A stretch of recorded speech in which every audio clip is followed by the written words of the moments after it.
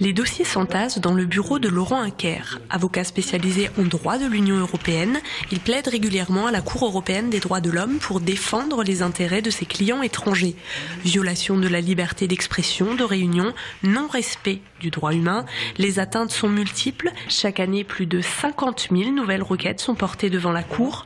Pour l'avocat strasbourgeois, son prochain combat concerne les intérêts d'un ressortissant polonais.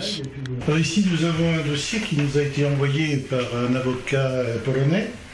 Il faut savoir que la Cour européenne des droits de l'homme peut être saisie par près d'1 milliard de personnes, c'est-à-dire 800 millions de personnes qui vivent dans les 47 pays membres du Conseil de l'Europe et 200 millions d'étrangers qui vivent dans ces pays. Ce dossier polonais concerne un problème important qui est la spoliation des Polonais par le régime communiste. Et après la chute du mur, il y a eu toute une avancée pour restituer aux anciens propriétaires les biens qui avaient été confisqués ou qui avaient été nationalisés. Une affaire qui dure donc depuis plus de 20 ans.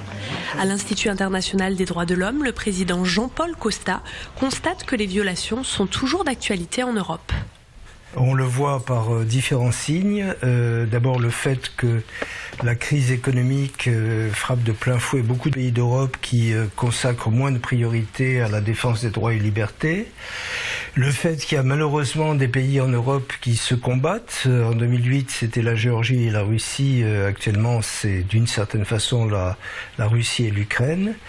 Et puis, je pense qu'il y a aussi une certaine crise dans la mesure où certains pays, je pense par exemple à l'Angleterre, critiquent les institutions européennes et notamment la Cour européenne des droits de l'homme, ce qui n'est pas très bon pour la défense des droits en Europe.